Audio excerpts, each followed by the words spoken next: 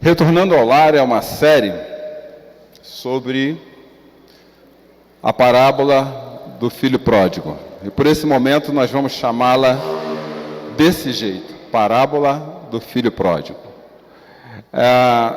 Essa parábola, ela é bem conhecida, você provavelmente já ouviu falar dela várias vezes aqui na igreja, tem música com o nome O Filho Pródigo, acho que diversas músicas. Aliás, essa semana o William me mandou uma playlist chamada Filho Pródigo também, muito boa, que juntamente com a playlist do Galpão, e se você não sabe, existe uma playlist do Galpão, com músicas do Galpão, fazem parte do meu dia a dia ali, tocando no rádio, no carro, e com músicas especialíssimas. E ao longo dessa parábola, a gente vai passar um mês ao longo dessa parábola, conversando sobre ela, como se a gente olhasse uma pedra preciosa por diversas faces. E hoje, em especial, nós vamos falar do contexto da parábola e como o contexto da parábola conduz a ela. O que é o contexto? O que estava acontecendo antes de Jesus falar essa parábola? O que estava ali acontecendo? Quais eram as pessoas envolvidas naquela conversa? E depois disso, o que levou Jesus a falar essa parábola? E eu espero terminar essa noite com apenas um ponto dessa parábola. O que é estar na casa do Pai? Esse é o ponto final que eu espero terminar hoje à noite. Mas, como eu disse, a gente vai começar do contexto. E o contexto dessa parábola, se você for ler bem na sua Bíblia, ela começa no final do versículo 14, onde Jesus está com algumas pessoas sentado à mesa, conversando e comendo, e de repente ele começa a falar com essas pessoas, e os versículos 1 e 2 dizem assim: todos os publicanos e pecadores estavam se reunindo para ouvi-lo, mas os fariseus e mestres da lei o criticavam.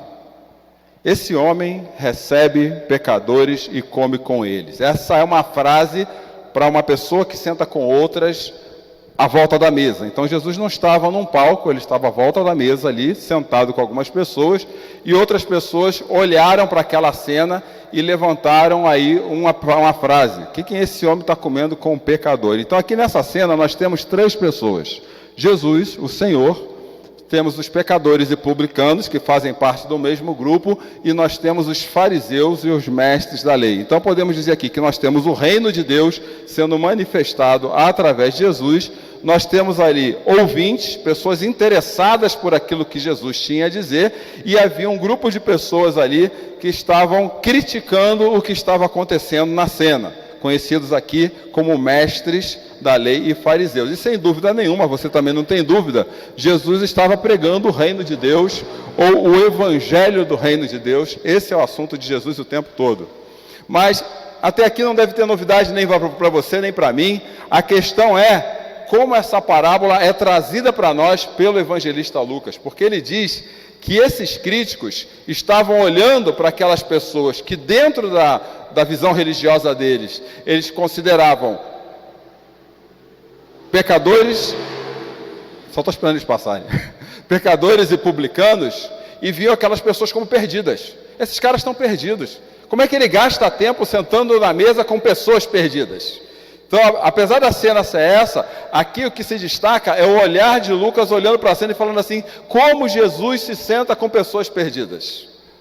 E ao mesmo tempo, eles vendo Jesus como um rabino judaico fazendo isso, porque eles não tinham a mínima noção que Jesus é o Senhor, ele fala assim: esse cara está cometendo algumas heresias contra a nossa percepção religiosa da realidade, ou como a gente encara a realidade.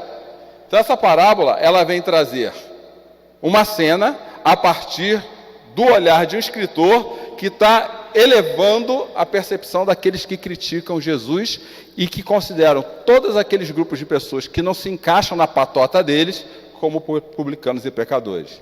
Dentro disso, Jesus começa a contar parábolas.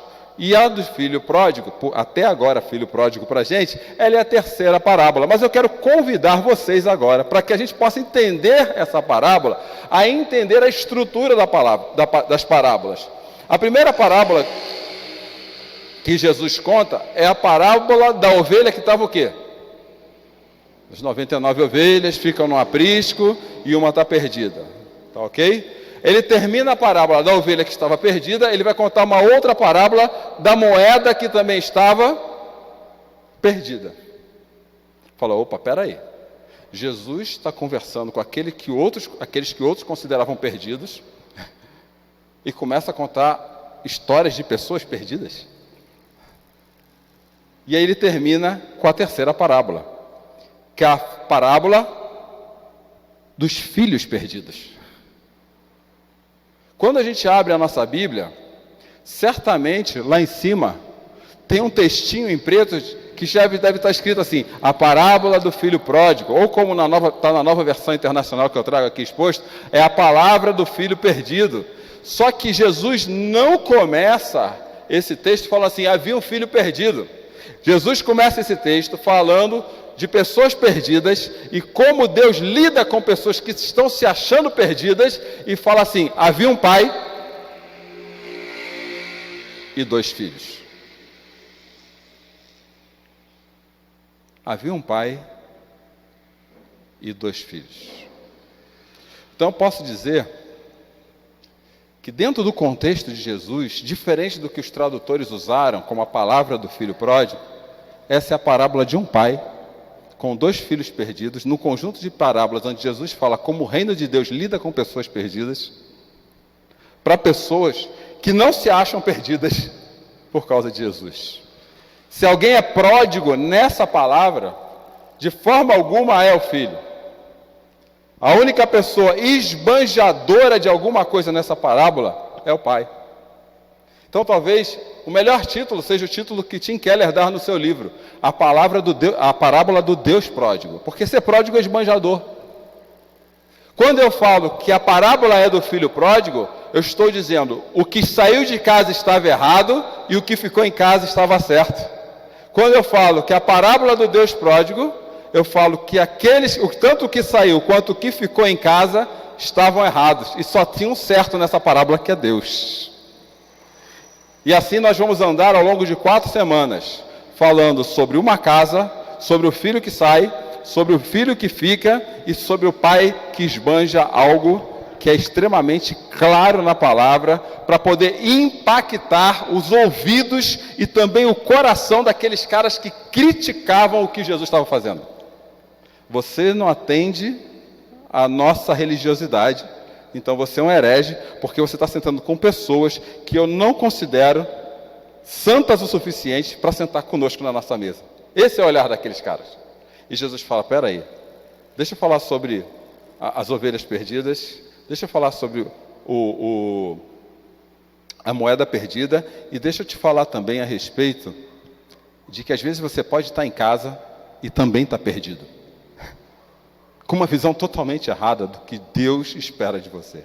Você pode estar na igreja todos os dias, ou dia nenhum, e também estar tão perdido quanto aquele que não está na igreja. Mas os dois partem, tanto os de fora quanto de dentro, do mesmo lugar, de dentro da comunidade judaica, o que para a gente aqui hoje seria de dentro da igreja. E Jesus vai falar, mas não é desse jeito, é do jeito do reino, e eu vou convidar vocês a lerem essa parábola juntamente comigo. Jesus continuou, um homem tinha 2 filhos, o mais novo disse ao seu pai, quero a minha parte da herança. Assim ele repartiu sua propriedade entre eles. Não muito tempo depois, o filho mais novo reuniu tudo que tinha e foi para uma região distante, e lá desperdiçou os seus bens, vivendo irresponsavelmente.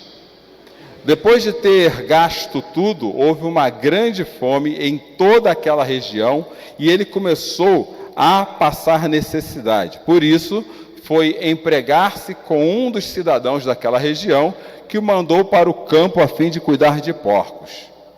Ele desejava encher o estômago com vagens de alfarrobeira que os porcos comiam, mas ninguém lhe dava nada. Caindo em si, ele disse, quantos empregados de meu pai têm comida de sobra e eu aqui morrendo de fome? Eu me porei a caminho e voltarei para meu pai e lhe direi, pai, pequei contra o céu e contra ti. Não sou mais digno de ser chamado teu filho.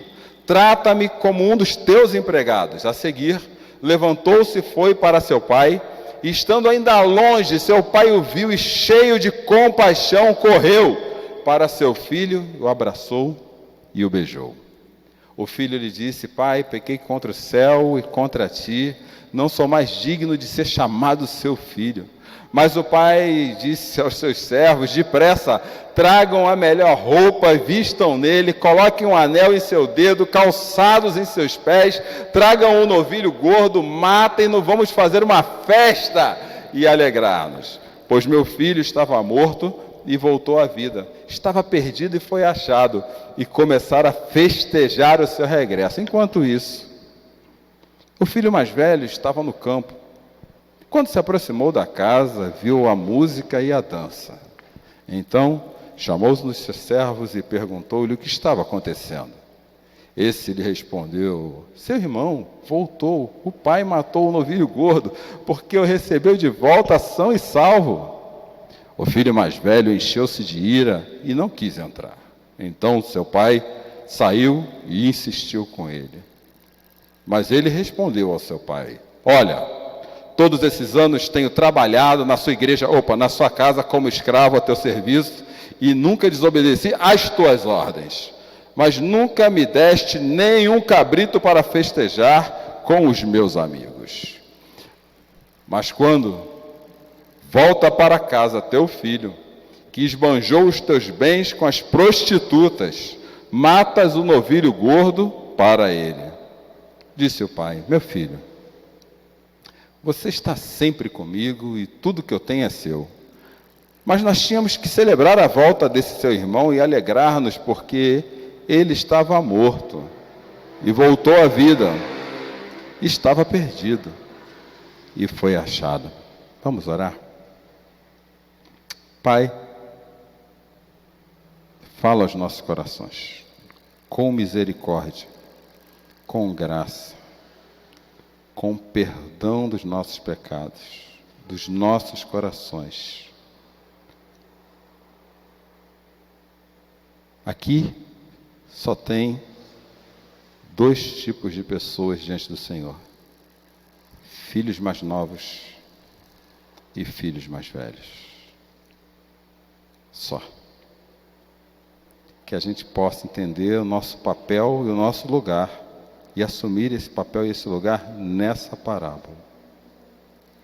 E possamos reconhecer a mensagem, a real mensagem que Jesus veio trazer sobre as nossas vidas. Em nome de Jesus. Amém. Logo, essa parábola trata de filhos de um pai esbanjador. Mas é muito difícil, talvez seja mais fácil para a gente pensar em filho se a gente pensar em filho hoje em dia. Mas o que será que era filho no contexto da parábola? O que Jesus queria dizer com o filho? Para isso a gente tem que entender, a primeira questão, eu tenho que lembrar a mim e a vocês, tá bom? Essa aqui é para mim. Deus cria a humanidade perfeita. A humanidade, todos os cidadãos no mundo que nasceram, viveram, morreram, nascem, vivem, morrem, nascerão, viverão e morrerão. Ao longo da história, toda a humanidade, ela se afastou de Deus, se rebelou contra Deus. Mas o fulano nem nasceu e não fez nada, mas já nasceu rebelde, com o coração naturalmente rebelde a Deus. É assim que acontece. Da humanidade, Deus chama filhos. Da humanidade, Deus chama filhos. Ok? Gênesis capítulo 12. E esses filhos da humanidade, descendentes de Abraão, para Deus, no Antigo Testamento, Israel, esses filhos, Israel, era o seu primogênito, como está em Êxodo capítulo 4, versículo 22. Depois diga a Faraó que assim diz o Senhor: Israel é o meu primogênito. E aí ele fala para o primeiro filho: vocês vivam como meu primeiro filho e vivendo, tendo um modo de vida do meu primeiro filho, porque eu criei, eu gerei vocês. Em outros textos, falando de Israel, fala assim: Deus gerou o primogênito dele a partir desse povo. Vocês vivendo desse modo, o meu reino é conhecido através de vocês. E aí Israel falha em viver como primogênito de Deus. Tanto que em Oséias, capítulo 14, versículo 1, o profeta vai falar assim: volte Israel para o Senhor, o seu Deus, seus pecados causaram a sua queda. Então, como primogênito, aqueles que eram chamados para ser luz para as nações, Israel falhou. Então, o primogênito falhou. Como o primogênito já falhou, Deus envia o seu primogênito, que não tinha, segundo Pedro, na primeira carta de Pedro, capítulo 2, versículo 22, nenhum pecado. Não havia motivo para Jesus sofrer o que ele sofreu, porque não havia rebeldia no coração, não havia, nunca haverá rebeldia no coração de Jesus contra Deus. Essa rebeldia nunca houve nada que o fizesse que ele pecasse. Então Jesus encarna na história sendo assim, e aí Deus vai mostrando o tamanho amor dele pelo seu Israel perdido, através de Jesus, como fala Paulo em Romanos capítulo 5, versículo 8. Deus demonstra seu amor por nós, pois Cristo morreu em nosso favor, quando ainda éramos pecadores. Então nós não tivemos condições, então o primogênito falhou, nós temos falhamos nesse papel, e Deus manda Jesus. E esse Deus que manda Jesus, ele nos reconcilia com ele através da morte de Jesus, versículo 10 do mesmo texto de Romanos 8. Porque se nós, quando éramos inimigos, fomos reconciliados com Deus pela morte de seu Filho, muito mais, estando já reconciliados, seremos salvos pela sua vida. Então, Jesus, sendo o primogênito de Deus encarnado na história, ele começa a reconciliar pessoas com Deus através dele, pois ele é aquele, como diz João capítulo 1, versículo 18, Deus nunca foi visto por alguém além de Jesus, pois ele é o Filho. O primogênito, então, ele é uni, do mesmo tipo. Quer dizer, Jesus é único. Jesus é único. Ninguém vai ser como Jesus. Ninguém é como Jesus. E quando nós o recebemos, como diz João, capítulo 1, versículo 12, contudo, aos que o receberam, aos que creram em seu nome, deu-lhes o direito de ser filhos de Deus. Então, quem acolhe Jesus como unigênito de Deus, que morreu pelos nossos pecados, sem ter mal algum, e mesmo assim pagou o preço da morte da cruz, Deus faz dele filho ou filha de Deus. Quando nós nos tornamos filhos de Deus, nós temos direito a uma herança. Como fala Paulo em Romanos 8,17. Se somos seus filhos, então somos o quê? Herdeiros. E a palavra grega herdeiro aqui não é para representar, você vai ganhar uma casa, você não vai ganhar um carro, teu pai te deixou aí uma grana preta na sua conta corrente. Não, a palavra herdeiro diz assim, ela significa coisas essenciais, primordiais, que só o pai tem, e só ele pode dar isso para o filho. Então nós recebemos de Jesus coisas essenciais, primordiais, que só Deus poderia nos dar, porque nós nos rendemos a Ele. Essa é a nossa herança. E é claro, todos nós sabemos que herança é um problema, né? Herança é um problema. É só morrer em algumas famílias os pais e falar assim, vamos dividir herança. O que acontece? Vira uma briga.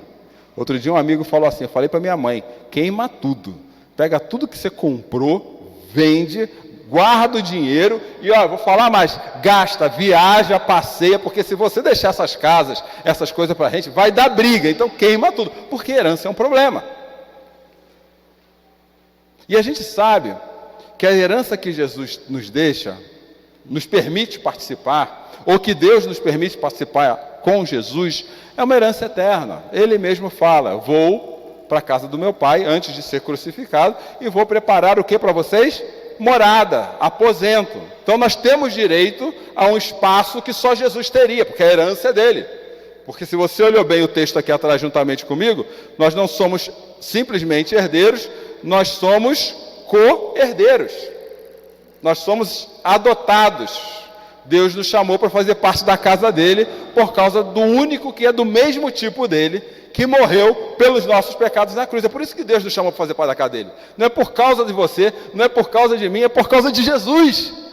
E quando Jesus fez isso, Deus fala assim: mas eu quero mais filhos nessa casa, eu quero essa casa cheia. Então eu vou começar a adotar gente, e vou começar a chamar gente, para fazer parte da minha casa com Jesus. Irmãos, irmãs de Jesus, co-herdeiros da mesma herança que Jesus recebe, que são as coisas primordiais do meu reino.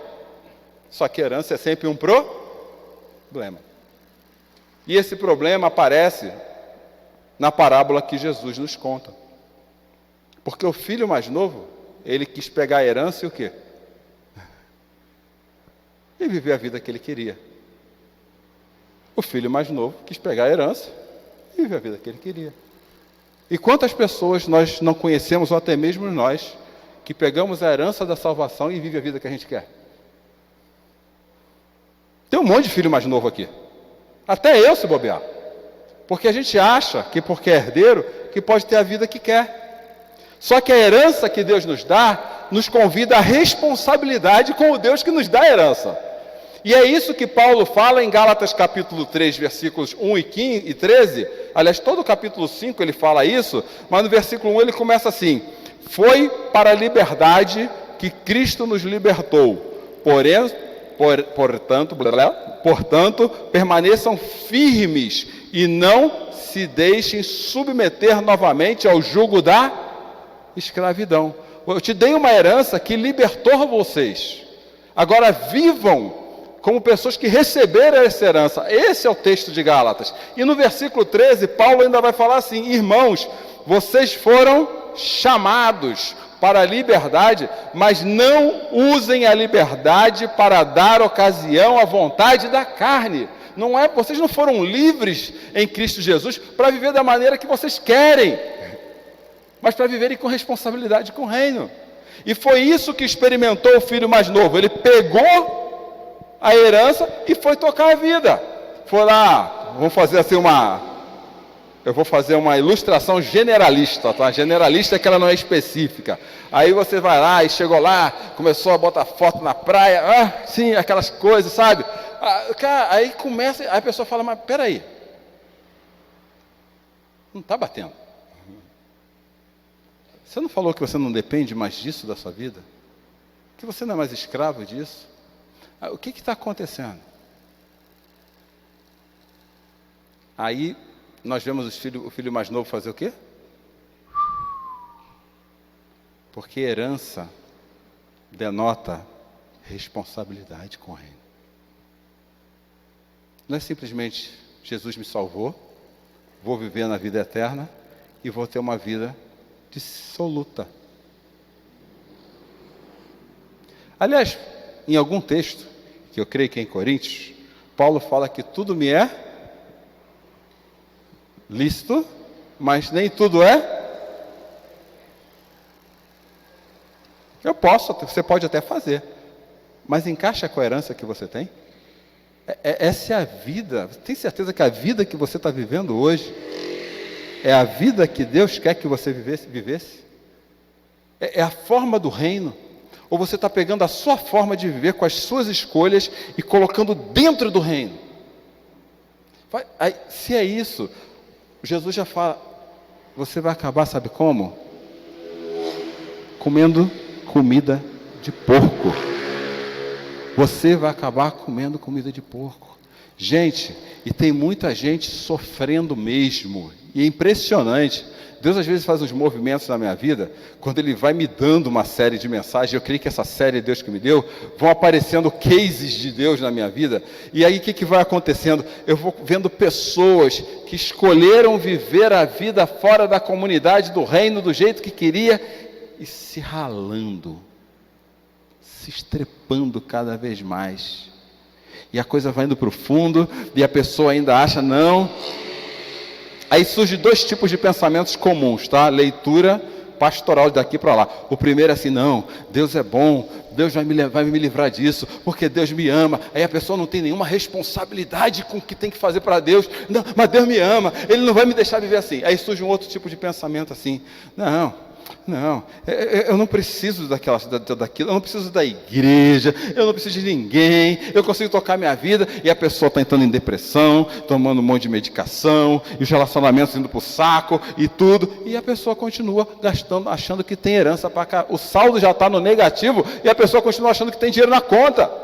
Tem? E se é isso que está acontecendo aqui, se esse é o perigo que está acontecendo em alguma das nossas vidas, para que nem aquele jovem parou e fala assim: espera aí, era ruim lá onde eu ia, mas pelo menos tinha algum tipo de alimento, porque as pessoas saem para não comer nada. Pelo menos tinha aquelas pessoas que oravam por mim, pelo menos tinha algumas reuniões eram chatas pra caramba, mas tinha algumas que eram legais, que dava até para se encaixar. Porque ali pelo menos tem alimento. Porque quando nós nos reunimos em nome do Senhor, o Senhor está no nosso meio. Um outro perigo é o perigo do filho mais velho. Ele achava que a vida, as pessoas e a comunidade que ele estava deveria funcionar do jeito que ele achava certo. Mas como assim, pai? Eu estou aqui, trabalhando pra caramba e tu não está me dando nada. Como assim? A gente sofre de síndrome de filho mais velho, meus amados, o tempo todo, reclamando da vida, reclamando das pessoas, reclamando da igreja, reclamando de tudo, daquilo que Deus não deu. A gente sofre de síndrome de filho mais velho. Aí a gente cancela todas as nossas relações espirituais para poder ficar ali de fora olhando as pessoas se darem mal e falar assim: ela não viu, eu não falei, eu disse que ia dar nisso. Isso é síndrome de filho mais velho. Isso é um perigo. E esse filho estava dentro da casa. Ele não estava fora falando isso. Ele estava ali dentro. E Paulo olha para os filhos mais velhos e fala assim, em Romanos capítulo 4, aliás, leia Romanos 4. Porque filhos mais velhos... Comeu essa aqui, né? Porque filhos mais velhos esquecem que a herança foi dada por misericórdia e não é por merecimento. Filho mais velho esquece que a herança é dada por misericórdia, não é por merecimento. E Paulo olha para esses filhos mais velhos e fala assim: portanto, Romanos 4,14, se a herança prometida é apenas para aqueles que lhes obedecem, que obedecem à lei, a fé é desnecessária. E a promessa é anulada. Viu? Não é assim. Só que esses dois estão, um volta para a casa do pai e outro se mantém na casa do pai. E aqui para a gente hoje, o que está valendo é como a casa do pai lida com filhos perdidos. Essa é a pergunta. E eu tentei fugir, eu confesso que eu tentei fugir do que ele fez com o filho mais velho, mais novo. Mas não tive como fugir. Mas, gente, se você como eu se encaixou em um ou outro desses filhos em algum momento, ou está num desses momentos, ou está até nos dois, eu quero dizer agora o que Deus te chamou para fazer aqui hoje. Porque quando o filho mais novo chegou na casa do pai, ele encontrou compaixão. Ele não encontrou julgamento. Ele encontrou compaixão.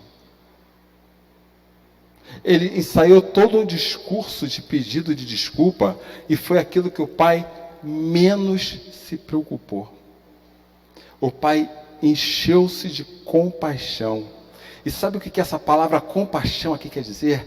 As entranhas do pai se contorceram de felicidade, alegria e amor profundo por ver seu filho voltar. Imagina, sabe aquela dor que a gente tem que o estômago torce? Aconteceu isso no estômago do pai, falando: olha lá, é meu filho. E aquele homem que tinha que manter uma postura dentro de um protocolo de um pai do Oriente Médio da época de Jesus, ele corre na direção do filho. Ele não espera o filho chegar e fala assim: agora eu não falei que a vida dá errado, agora você fala tudo que eu vou ver se eu vou se perdoar. Não, ele corre na direção daquele filho, ele anda e diz assim: você é meu filho amado e eu jamais vou te abandonar. Você pode fazer qualquer coisa na sua vida, mas eu jamais vou te abandonar.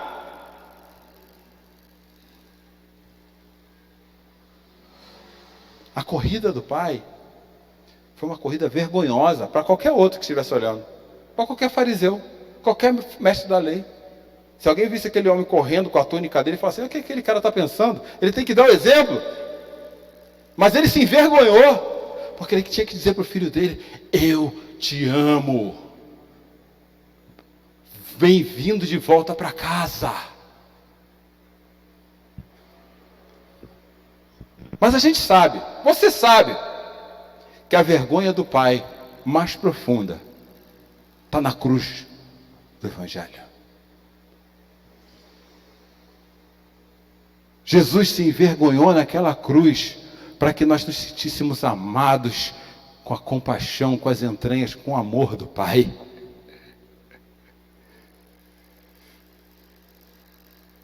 Rui de Cruz erigiu, no dia surgiu um emblema de vergonha e dor. Sim, eu amo a mensagem da cruz. A cruz é vergonha. Mas Jesus não teve problema em se envergonhar para mostrar a compaixão que o Pai tem por você.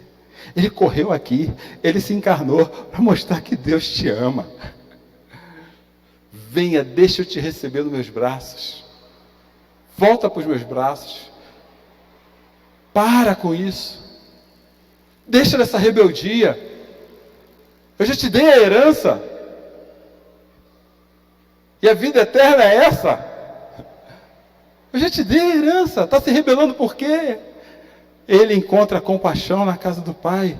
E sabe qual é a segunda coisa que ele encontra na casa do Pai? Acolhimento. Acolhimento.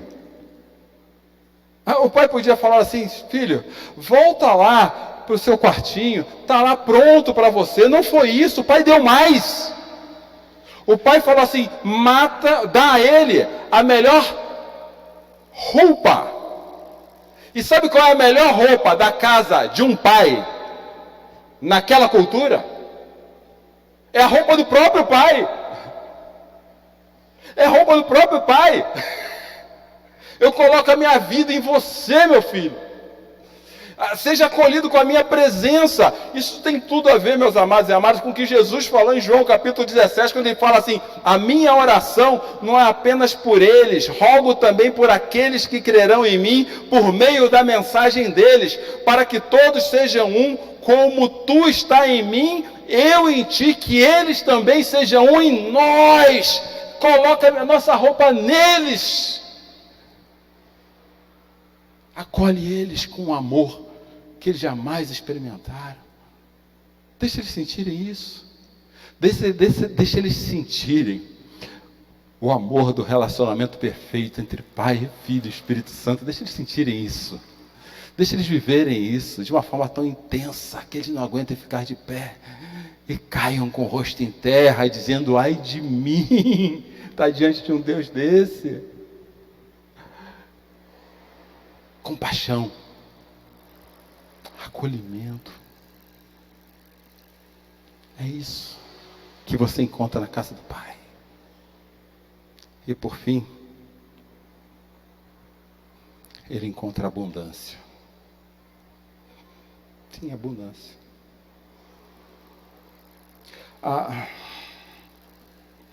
O pai não fala assim: mata aquele cabritinho lá. O pai fala assim: depois que ele comeu aquilo que só os porcos comeram, deixa ele comer algo que Ele jamais vai esquecer na sua vida. Mata o novilho gordo. Mata. Abundância. Vamos fazer um banquete.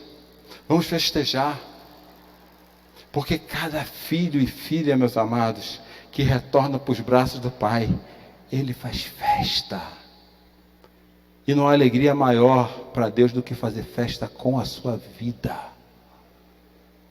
Através da sua vida. Não tem mais nada mais que Deus ame mais do que isso. Porque Ele passou vergonha na cruz por isso. Porque Ele te revestiu do Espírito Santo para que você vivesse isso. E Jesus fala assim, gente, eu sou o pão da vida. Se alimentem da abundância da minha presença. No mesmo texto do capítulo 6, no versículo 48, Jesus fala assim, 50 fala assim, esse é o pão que desce dos céus para o que dele comer não morra. É abundância.